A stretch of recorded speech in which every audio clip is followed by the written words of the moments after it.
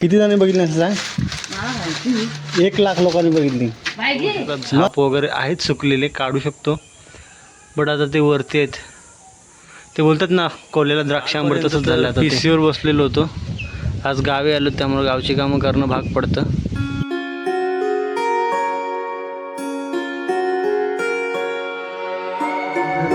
नमस्कार मित्रांनो, स्वागत आहे तुमचं एका नवीन व्हिडिओमध्ये. माझं नाव ऋषिकेश आणि मी आता आलो गावाला.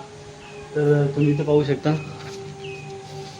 आता आम्ही काय करतोय, हे घर आहे ॲक्च्युली माझं.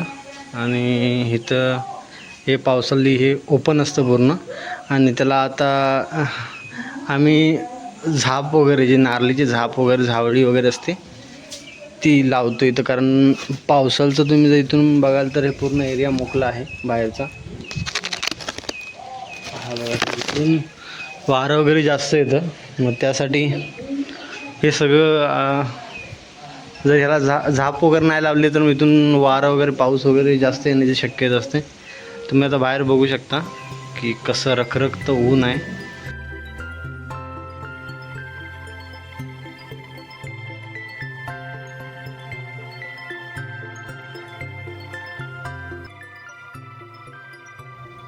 तर तुम्ही इथं बघू शकता की आई मला एक एक झाप वरती देत होती आणि मी ते बांधत होतो. ॲक्च्युली एकटी असल्यामुळे तिला हे सगळं एकटीला करणं शक्य नव्हतं. त्यामुळे मी म्हटलं आता 1-2 दिवस जर गावी एन्जॉय करायला आलंच तर एन्जॉय करता करता ही थोडं कामं पण मदत करूया. तर तुम्ही बघू शकता इथं आम्ही सगळे एक एक झाप बांधत नेलेलं आहे. आणि जे काही व्हिडिओमध्ये आम्ही शूट केलं आहे ते मी तुम्हाला पुढे खालून दाखवायचा इकडून प्रयत्न करतो. हे कसं झालं ते, हे बघा किती ऊन आहे मित्रांनो इकडं. तर हे घर आहे आपलं.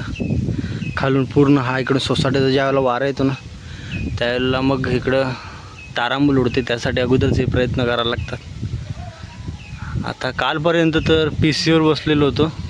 आज गावी आलो, त्यामुळे गावची कामं करणं भाग पडतं. तर तुम्ही बघू शकता थोडेसे कमी पडलेत. कमी म्हणजे थोडेसे नाही, भरपूरच. कारण इथून मधून पातळ लावलेले आहेत. तर हा भाग एवढा आहे जो कमी पडला आहे. त्यात बघूया, आई आणायला गेली. वरतीसुद्धा आमचे एक नारळ आहे, तिथे भेटले तर तिथून आणून घेऊन. थोडे कमी पडलेत. झाप तर भरपूर आहेत, पण आता काढायचे कसे हा विचार पडला आहे. आता कंटिन्यू मुंबईला राहून झाडावर चढणं वगैरे आता हे जमत नाही. कुठून आणलेस? हां, गुरुवाकडनं आणणार होते ते दिलं का आपल्याला?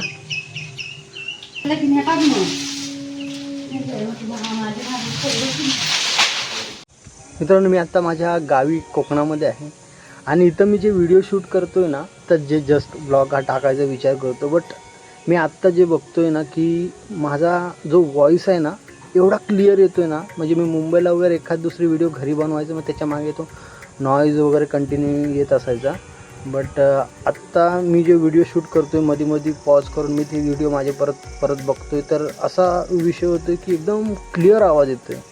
कुठले माईक यूज नाही, कुठला मोबाईलचा जो माईक आहे त्या माईकमधून सगळं रेकॉर्ड होते.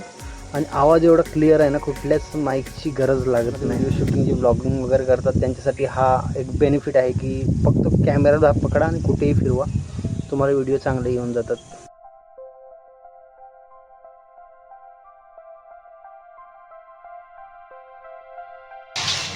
आणि आता जे मध्ये जी झाप कमी पडले होते ते जे आई घेऊन आले होते ते पुन्हा आम्ही बांधत होतो.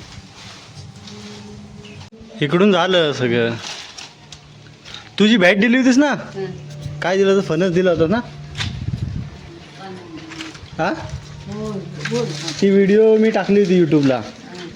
किती जणांनी बघितली असं सांग? 1,00,000 लोकांनी बघितली. मग बायके काय एवढ्या लोकांनी बघितली. कमेंट काढतात आहे त्याच्यावर.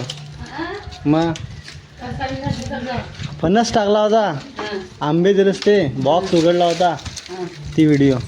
बऱ्यापैकी झाले आता फायनली.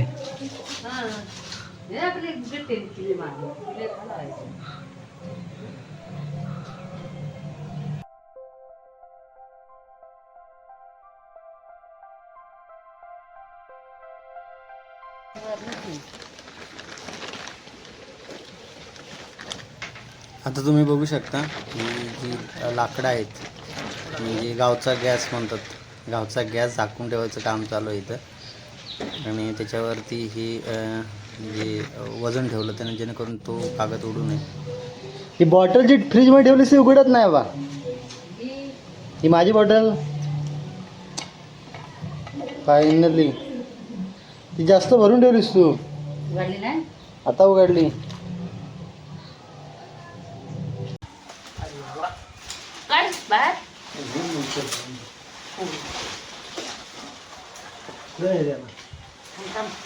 आणि ती 22 मिनिटं. अशा पद्धतीने हा व्हिडिओ इथंच एंड करूया. भेटूया पुढच्या व्हिडिओमध्ये. धन्यवाद.